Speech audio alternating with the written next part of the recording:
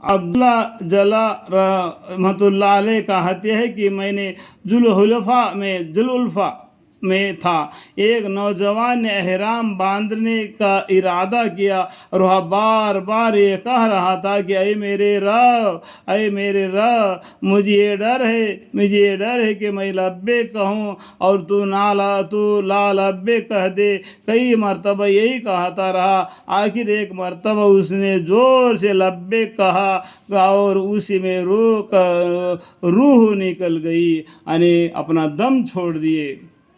اتنا ڈر تھا کہ اللہ کے ہاں پکار کو اللہ کے گھر میں جانے کا ہمت نہیں رہی، تو اتنا ڈر اللہ سے تھا کہ اس نے لبیک کہہ کر اس نے اپنی روح نکل گئی۔ اللہم اغفر لی۔ علی بن موفق رحمۃ اللہ علیہ کہتے ہیں کہ میں نے عرفہ کے شب میں مینا کے مسجد میں ذرا سویا تو میں نے خواب میں دیکھا کہ دو فرشتے سبزہ لباس پہنے ہوئے آسمان سے اترے۔ ایک نے دوسرے سے پوچھا کہ اس سال کتنے آدمیوں نے حج کیا؟ دوسرے نے جواب دیا کہ مجھے تو معلوم نہیں۔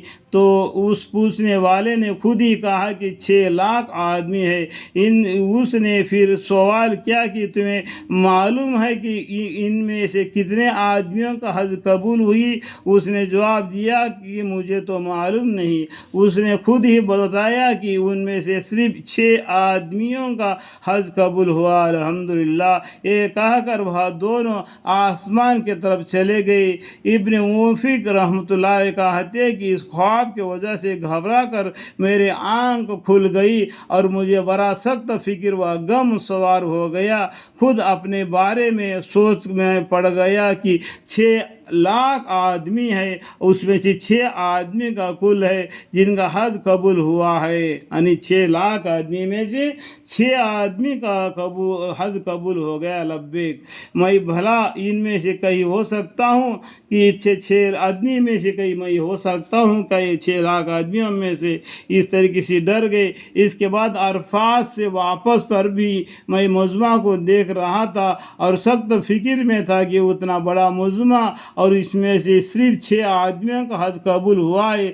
مزدلفہ میں اس سوچ میں میری آنکھ لگ گئی تو وہی 2 فرشتے پھر نظر آئے اور وہی سوال جواب جو اوپر گزرائے آپس میں کہے۔ اس کے بعد اس فرشتے نے کہا کہ تمہیں معلوم ہے کہ اللہ جل شانہ نے اس میں کیا حکم فرمایا؟ دوسرے نے کہا کہ مجھے تو معلوم نہیں۔ تو اس نے کہا کہ یہ فیصلہ ہوا کہ ان 6 میں سے ہر ایک کے طفیل میں 1 لاکھ کا حج قبول کر لیا۔ الحمدللہ، جتنا 6 لاکھ آدمی حج کے لیے گئے اس میں 6 آدمی کا حج قبول ہو گیا۔ وہ 6 آدمی میں سے ایک کی طرف سے 1 لاکھ کا حاجیوں کا حج قبول ہو گیا ان 6 آدمیوں کے بدولت۔ الحمدللہ، دوسرے کے وجہ سے ہمارے گناہ بھی معاف ہو گئے اور ہماری حج بھی قبول ہو گیا۔ ان موفق کہتے ہیں کہ پھر جو میرے آنکھ کھلی تو مجھے اتنی خوشی ہوئی رہی تھی کہ بیان سے باہر ہے۔ اس کے بعد ان کو نیند کھل گئی، اتنا خوشی ہو گیا کہ کوئی بتانے کی کوئی حد نہیں، کیونکہ ہمارے حج قبول ہو گیا، ہماری حج قبول ہو گیا۔ یا اللہ کہہ کر